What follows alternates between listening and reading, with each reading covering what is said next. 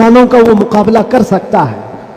आज पूरी दुनिया के मुशाहिदे से ये पता चलता है, हंगामे इतने हो चुके, इतने खतरनाक तरीके से उम्मत को लर्जा दिया गया है, लेकिन इस उम्मत का हाल ये है कि ये ख्वाबे गिरा में है, ये एक लंबी नींद में है।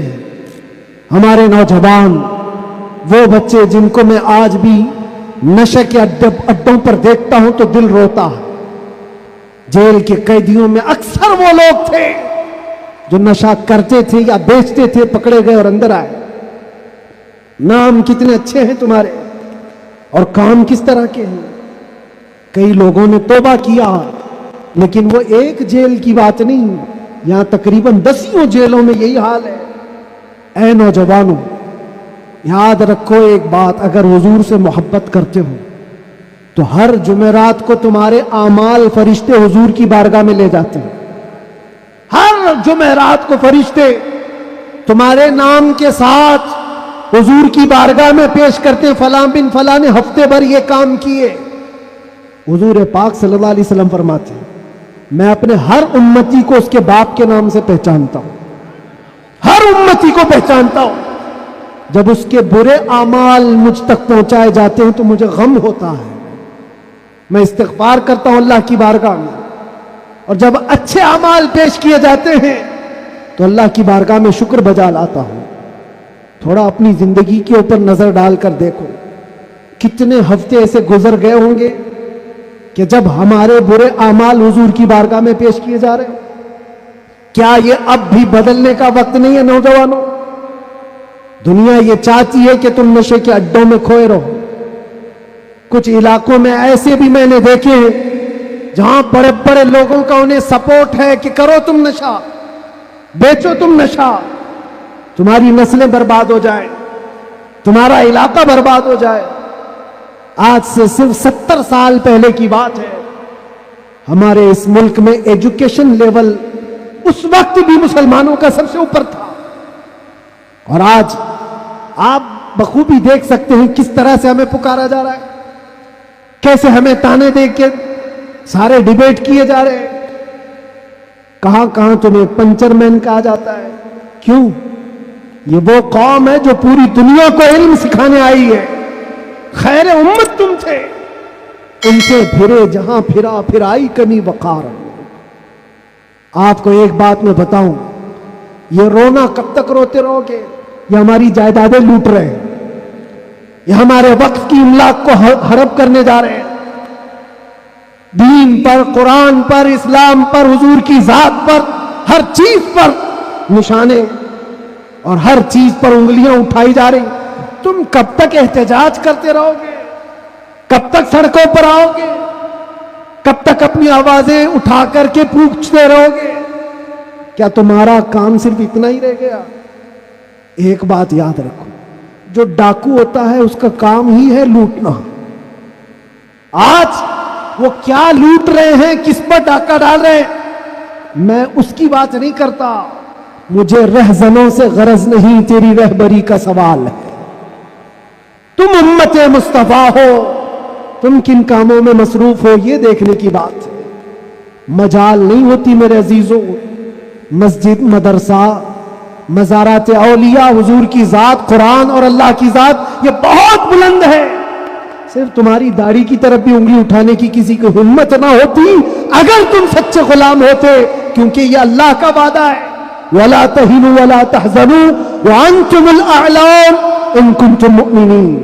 तुम घबराओ मत, परेशान मत हो, तुम सबसे ज्यादा बुलंद रहोगे अगर तुम सच्चे ईमान वाले हो। और ईमान किसे कहते हैं? ईमान किसे कहते? ला युमिनु अहदुकुम हत्ता अकूना अहब्बा इलैहि मिन वालिदिही व वलदिही वन नासि अजमईन। ये मेरे आका सल्लल्लाहु अलैहि वसल्लम फरमाते हैं, तुम में से उस वक्त तक कोई पूरा मोमिन नहीं हो सकता जब तक कि सारी दुनिया तुम्हारे माल, औलाद, माँ बाप सबसे ज्यादा मुझसे मोहब्बत न करे। और अभी मैं सवाल करता हूं, सारे हाथ भी उठा देंगे, बहुत सारे खड़े भी हो जाएंगे, जोश में भी आ जाएंगे। सिर्फ अगर मैं इतना पूछूं کیا آپ اپنے نبی پاک صلی اللہ علیہ وسلم سے اپنی جان سے زیادہ محبت کرتے ہیں؟ میں ہاتھ اٹھانے نہیں کہہ رہا ہوں، سب تو کہتے یہ سوال ایسا ہے، یہ سوال ایسا ہے. حضرت ابوبکر شبلی کہتے اسی سوال سے میں ڈرتا ہوں ہمیشہ کہ اگر کوئی پوچھ لے مجھ سے کیا تو حضور پاک صلی اللہ علیہ وسلم سے اپنی جان سے زیادہ محبت کرتا ہے، اس سوال سے تو میں ڈرتا ہوں. پوچھا گیا کیوں؟ کہا اس سوال کے جواب میں اگر نہ کہہ دیا تو ایمان ہی چلا گیا، وہ آدمی کا ایمان ہی ختم ہو گیا، اور اگر ہاں کہتا ہوں تو میرے اعمال مجھ کو کوستے ہیں. کہاں تو جان سے زیادہ محبت کی بات کر رہا ہے اور کہاں تیرے عمل جس سے محبت کی جاتی ہے. تقاضا یہ ہے اپنا ہر عمل اپنے محبوب کے عمل کے مطابق ہونا چاہیے. اور حضور اکرم صلی اللہ علیہ وسلم نے یہ بھی فرمایا لا یؤمن احدکم حتی یکون ہواہ تبعا لما جئت بہ. تم میں سے اس وقت تک کوئی مکمل مومن نہیں ہو سکتا جب تک وہ اپنی خواہشات کو میری مرضی کے مطابق نہ بنا دے. تمہاری اپنی خواہشات جو تم کہتے ہو نا یہ ہماری لائف ہے، ہمیں انجوائے کرنے دو، ہماری لائف ہے ہمیں جینے دو. کسی جوان کو پکڑ کر کے کہو مولانا صاحب ابھی تو ہماری 20-25 سال کی عمر ہے، جینے دو، عیش کرنے دو. اے نوجوان تجھے پتہ ہی نہیں یہ تیری زندگی نہیں ہے، یہ تیری لائف نہیں ہے. زندگی یہ نہیں کسی کی کسی کے لیے، زندگی ہے نبی کی. نہ سمجھ مرتے ہیں زندگی کے لیے، جینا مرنا ہے سب کچھ نبی کے لیے. ہماری اپنی زندگی کا ہے، جو ملی ہے زندگی یہ حضور کے لیے ملی ہے، یہ امانت ہے. ابھی آپ نہیں سن رہے تھے امام اہل سنت فاضل بریلوی نے کیا فرمایا؟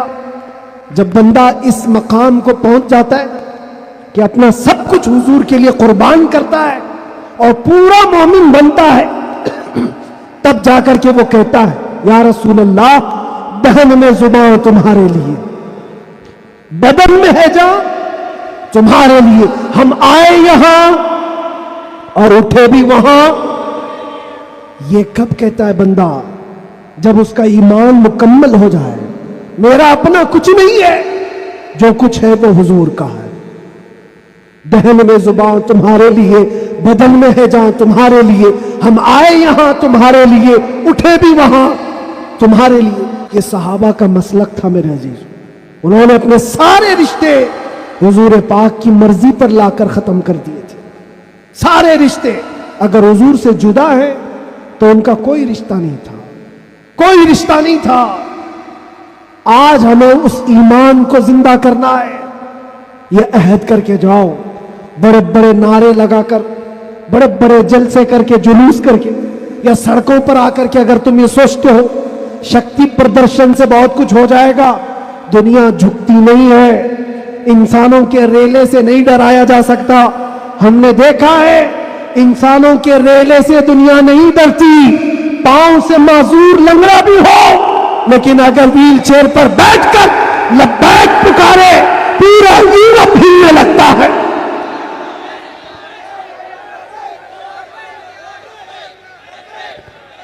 دنیا یہ سیلاب سے نہیں ڈر رہی.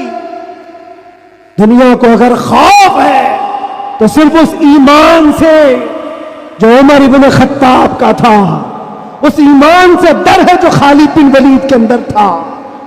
اسی لیے انگریز آج سے 100 سال پہلے کیا کہہ کر کے گئے تھے پتہ ہے؟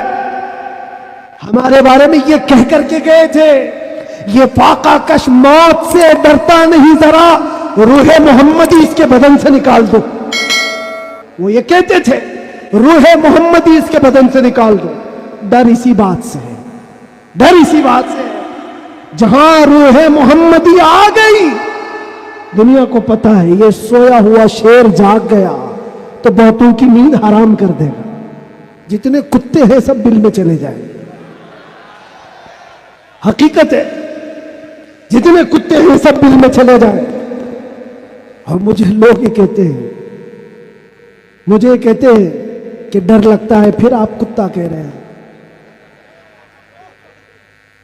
میرے عزیزوں، ہم ہندوستان میں رہتے ہیں، ہماری ہر گلی کوچے میں کتا ہوتا ہی ہے۔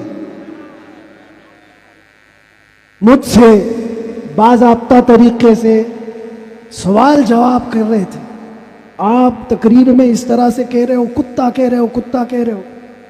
میں نے کہا کس کو کہہ رہے ہو؟ میں نے کہا کتے کو کتا کہا۔ کس کو کہا جائے گا؟ ہم کتے کو کتا نہ کہیں تو آپ بولے ٹامی بولے۔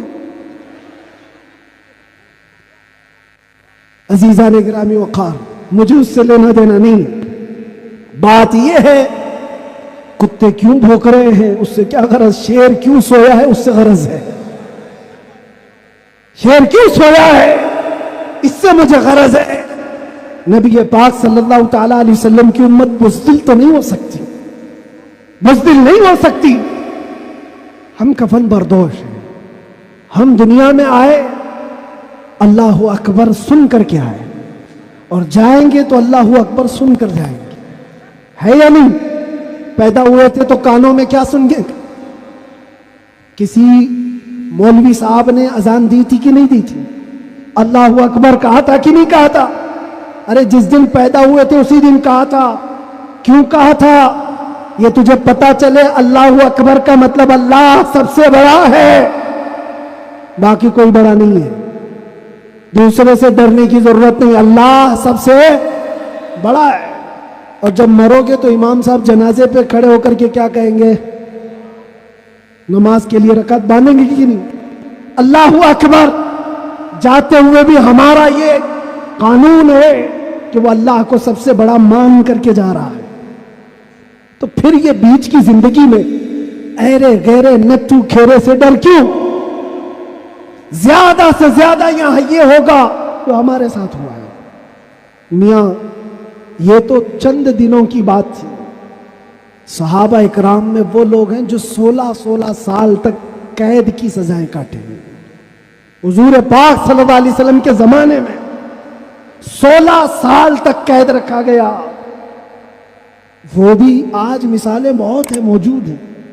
آزمائش کا دور، اگر اللہ نے ہماری زندگی میں یہ لکھا ہے تو وہ قبول کرو۔ اور یہاں آئے ہیں مرنے کے لیے، موت تو آنی ہے سب کی، لیکن ایک مومن موت سے ڈرتا نہیں۔ کیوں؟ موت اس کے لیے حادثہ ہے جس کا یہ سوچنا ہے کہ مرنے کے بعد جلنا ہے، مرنے کے بعد پھر پتہ نہیں کس شکل میں پیدا ہونا ہے، کتا پیدا ہونا ہے، بلی پیدا ہونا ہے، چوہا پیدا ہونا ہے، سانپ پیدا ہونا ہے، ڈر ہے۔